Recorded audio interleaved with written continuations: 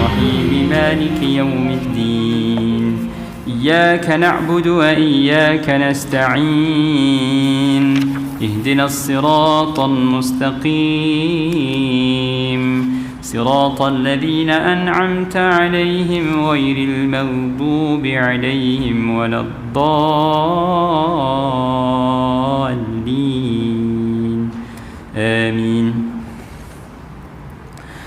إن الحمد لله نحمده ونستعينه ونستهديه ونستغفره ونعوذ بالله من شرور أنفسنا ومن سيئات أعمالنا. من يهده الله فلا مضل له ومن يضلل فلا هادي له. أشهد أن لا إله إلا الله وحده لا شريك له وأشهد أن سيدنا محمدا عبده ورسوله. سبحانك لا علم لنا إلا ما علمتنا إنك أنت العليم الحكيم. قال رب اشرح لي صدري ويسر لي أمري واحلل عقدة من لساني يفقهوا قولي. قد قال الله تعالى في كتابه الكريم بعد أعوذ بالله من الشيطان الرجيم يا أيها الذين آمنوا اتقوا الله حق تقاته ولا تموتن إلا وأنتم مسلمون. Sadaqallahul Azim. Yang dimuliakan lagi dikasihi Al-Fadhil Tuan Imam, Tuan-tuan Imam, Tuan-tuan Bilal, Tuan Pengerusi, Ahli Jawatan Kuasa, seluruh ikhwan, tuan-tuan, perempuan, hadirin hadirat, muslimin muslimat, datuk-datuk, datin-datin yang dirahmati Allah Subhanahu wa taala sekalian. Pertama dan selamanya kita merafakkan syukur pada Allah kerana dengan limpahan kurnia kasih sayangnya dapat sama-sama kita bertemu pada malam yang berbahagia ini. Mudah-mudahan Allah Subhanahu wa taala jadikan pertemuan pada malam ini sebahagian daripada amal saleh yang kita laksanakan, yang menjadi hitungan amal, yang menjadi asbab kita mendapat perlindungan di padang mahsyar kelak. Sebagaimana yang disebutkan oleh baginda Rasul sallallahu alaihi wasallam, sab'atun yadhilluhumullah yauma la dhilla illa dhilluh. 7 golongan manusia yang mendapat naungan di padang mahsyar, salah satunya mereka yang bertemu dan berpisah kerana Allah Subhanahu wa taala. Selawat dan salam ke atas junjungan Nabi kita Muhammad sallallahu alaihi wasallam, ahli keluarga baginda dan para sahabat, para tabi'in, tabi' tabi'in, dan doa yang berpanjangan buat seluruh umat Islam yang berada di Syria, yang berada di Palestin, berada di Uyghur, Myanmar, Kashmir, selatan Thailand, Filipina, agar Allah Subhanahu wa taala berikan kekuatan dan kemenangan kepada mereka. Dan sekiranya ada di kalangan mereka yang gugur di medan pertempuran, kita mengharapkan agar Allah Subhanahu wa taala tempatkan mereka semua di tempat yang terbaik. Pada masa yang sama, bila kita doakan kebaikan untuk orang lain, kata Nabi SAW, malaikat akan berkata amin, yaqulu amin walaka bimithli. Malaikat akan berkata amin dan mendoakan perkara yang sama buat diri kita yang berdoa. Jadi biasa-biasakan doa yang baik untuk orang lain, tuan-tuan. Mudah-mudahan kebaikan yang sama turut kita nikmati. Tuan-tuan hadirin hadirat, muslimin muslimat yang dirahmati Allah Subhanahu wa taala, insya-Allah pada siri-siri pada malam ini dan akan datang kita akan memulakan pengajian kitab, menyambung pengajian kitab halal dan haram dalam Islam. Dan insya-Allah sama-sama tuan-tuan yang memiliki kitab ni boleh bawa bersama untuk jadi buku rujukan, dan mudah-mudahan kita dapat khatamkan kitab ini yang dikarang oleh Profesor Dr. Yusuf Al-Qaradawi.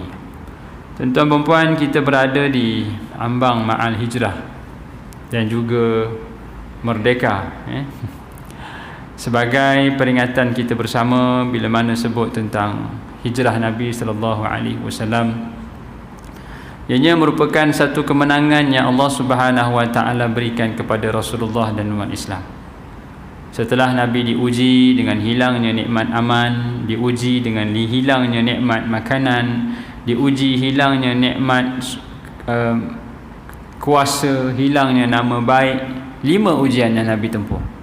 Akhirnya Allah Subhanahu wa taala tukar gantikan dengan sebuah kemenangan negeri Islam Madinah. Tuan-tuan, Allah Subhanahu wa taala ungkapkan dalam surah Quraisy, Antara kelebihan dan kehebatan kaum Quraisy ada 3. Ya.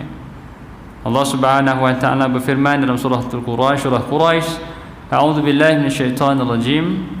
Li'ilafi Quraisy إيلافهم رحلة الشتاء والصيف فليعبدوا رب هذا البيت الذي أطعمهم من جوع وآمنهم من خوف. Alangkah hebatnya orang Quraisy. Alangkah hebatnya bila mana mereka mampu berjalan di musim panas dan musim sejuk. Maka disebabkan itu, beribadahlah kamu kepada Tuhan rumah ini, hadzal bait, iaitu Kaabah, yang telah memberikan makanan untuk elakkan lapar, yang telah memberikan keamanan daripada takut. Tuan-tuan, bila sebut tentang merdeka, hijrah Nabi SAW, merdeka lah basically, ada 3 nikmat yang Allah Ta'ala berikan pada Quraisy. Yang menyebabkan itu Allah turunkan firman, فَلْيَعْبُدُوا رَبَّ هَذَا الْبَيْتِ. Maksudnya tingkatkan kesyukuran, tingkatkan pengabdian pada Allah Ta'ala di atas 3 nikmat ini. Tuan-tuan, kaum Quraisy ni kaum yang hebat. Apa sahaja yang attach dengan Islam, Allah Ta'ala angkat.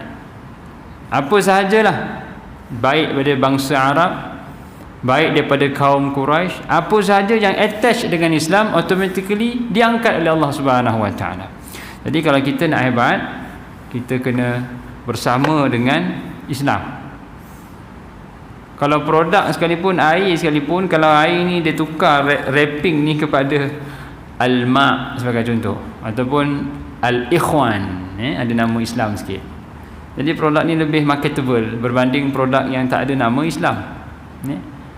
Bahkan masa musim korban baru ni pun, ladang-ladang kita pun survey, ada ladang kambing, ladang lembu tu dibacakan alunan Quran. Lembu dengar Quran, tuan-tuan. Kita pun tak dengar Quran, lembu dengar. Jadi bila mana kita baca Allahu Akbar, Allah, lembu tu automatically tidur. Jadi tak payah nak smackdown lembu tu. Nak kena smackdown, tarik kaki, hempak lembu, tak. Bisik je Allahu Akbar, baring terus. Nampak? Jadi lembu tu hebat. Maksudnya tarbiyah, didikan penternak peladang itu hebat. Jadi kita pun steady ambil dah lah SOP. Kan nak kena jaga jarak pula. Nak tumbangkan kambing, mana boleh jaga jarak, silap-silap kita yang tumbang. Ya, tumbangkan lembu, sorry. Jadi lembu tu memang dah automatically lembut bila dengar takbir, kita pun sahut.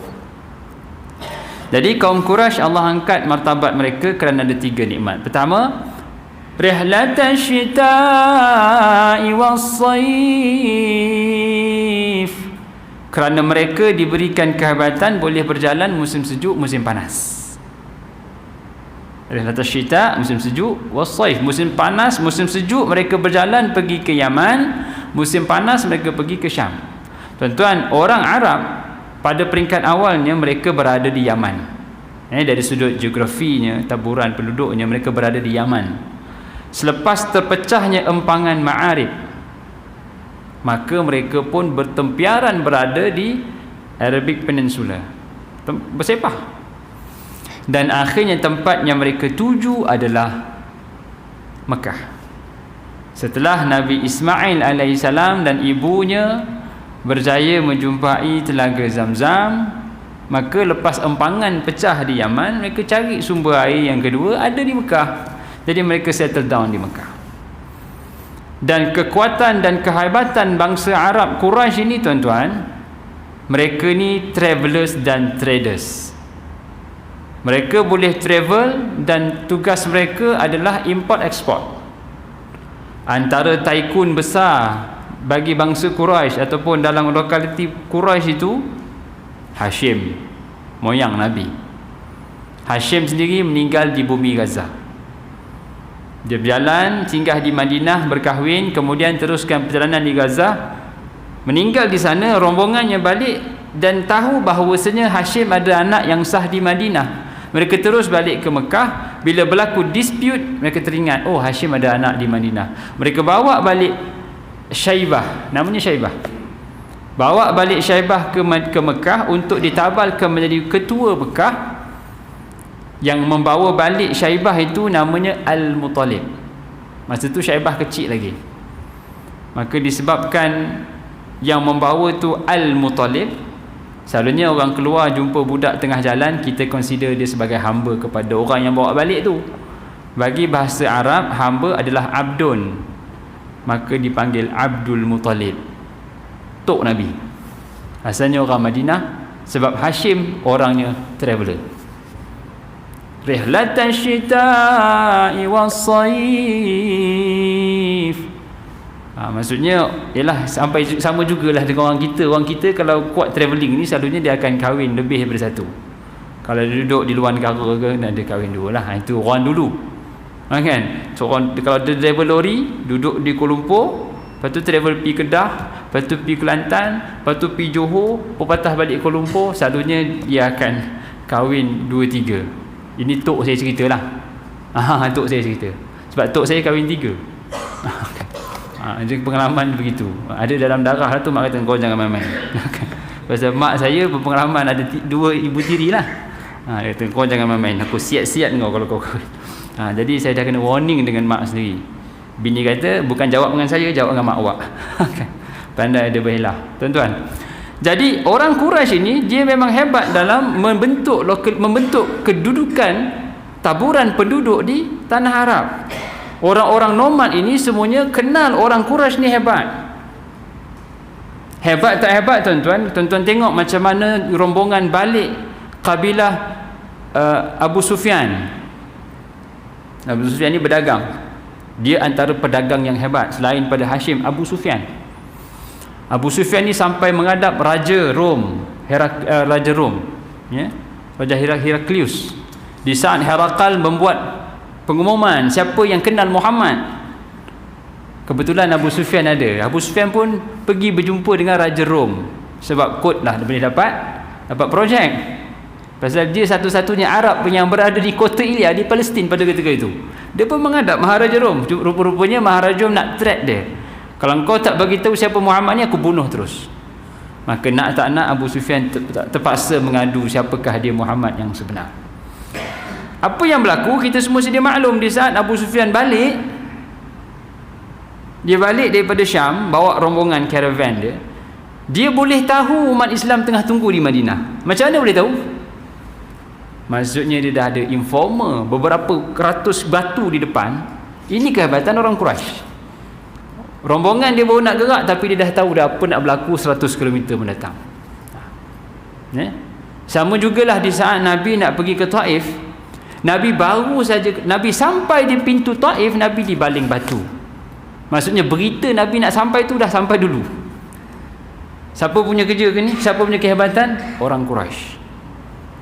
Orang Quraisy ni memang hebat. Rihlatan syita'i was-sayf. Jadi tuan-tuan, nikmat yang pertama Allah Ta'ala ungkapkan ada pada kaum Quraisy yang memungkinkan, yang memastikan dia mengabdikan diri pada Allah Ta'ala. Pertama, nikmat bebas bergerak.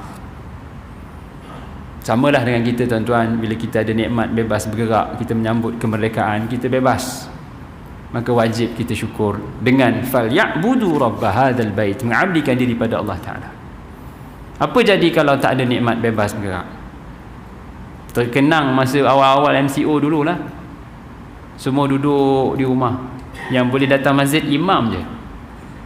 Balik pula lepas tarawih di surau masjid. Balik tu polis dah ronda dah. Kita tak bawa lesen IC, jenuh lari daripada polis. Sebab takut kena tahan. Itu berlakulah. Nak berjalan sikit tak boleh, nak berjalan sikit tak boleh. Itu musim PKP. Hilang nikmat bergerak. Ya, kalau tuan-tuan sempat zaman komunis ke zaman Jepun, memang sakitlah masa tu.